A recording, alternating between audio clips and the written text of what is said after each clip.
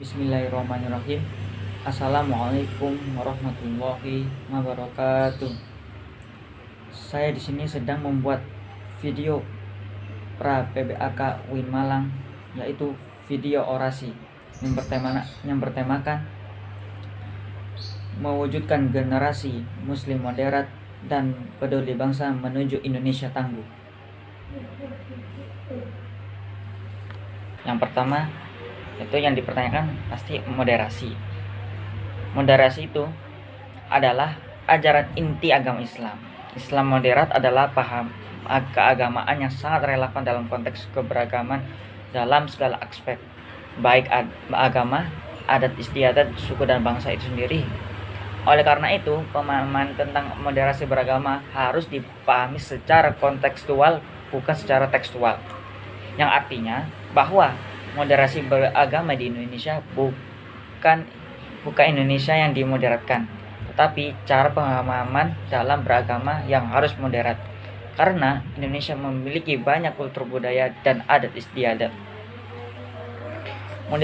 Moderasi Islam ini dapat menjawab berbagai problematika dalam keagamaan dan peradaban global.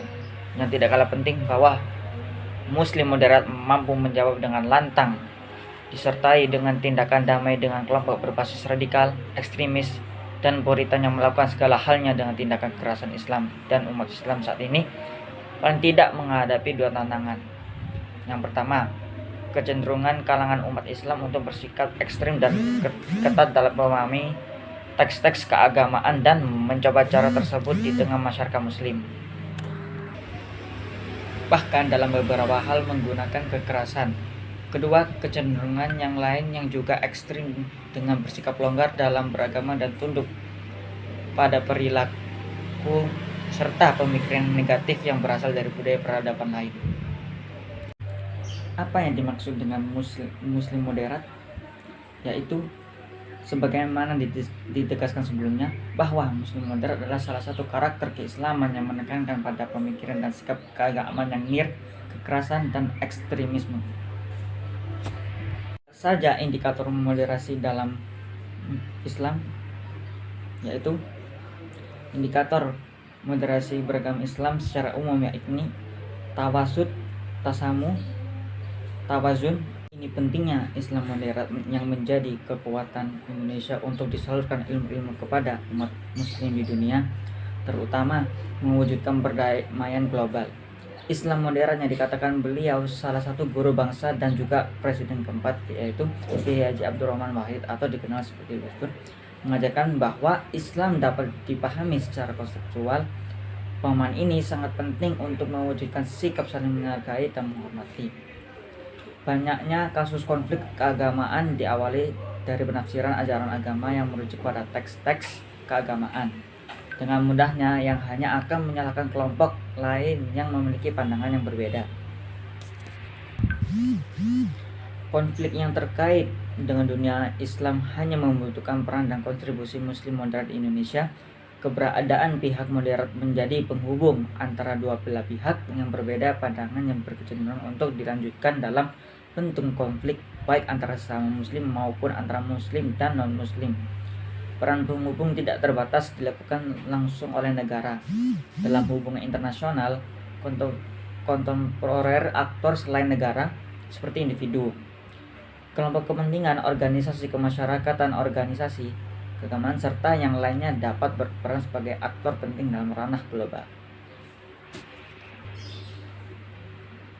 Bagaimana cara mewujudkan moderat muslim di Indonesia ini?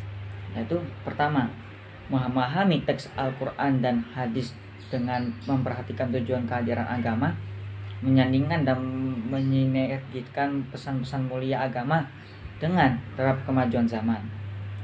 Kedua, kerjasama dengan semua kalangan umat Islam, bertoleransi terhadap keragaman pendapat baik di internal ataupun eksternal umat Islam.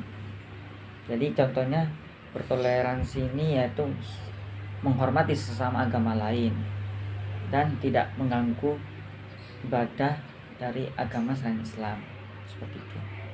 Yang ketiga, menghimpun dan mempertemukan ilmu dengan iman kreativitas material dengan keluhuran spiritual, kekuatan ekonomi dengan kekuatan moral. Yang keempat, penegakan prinsip dan nilai-nilai kemanusiaan dan sosial, semisal keadilan, syura, kebebasan bertanggung jawab, dan hak asasi manusia. Kelima, mengajak kepada pembaruan sesuai dengan koridor agama dan menumbuhkan spirit ijtihad bagi para ahli di bidangnya. Yang keenam, memberi perhatian yang besar dalam membina persatuan dan kesatuan, bukan perbedaan dan perselisihan. Indonesia relatif stabil, padahal heterogenitas di Indonesia sangatlah tinggi termasuk dalam hal keyakinan beragama. Sekian dari video orasi saya. Jika ada kesalahan kata mohon saya maafkan. Wabillahi taufiq wal hidayah. Wassalamualaikum warahmatullahi wabarakatuh.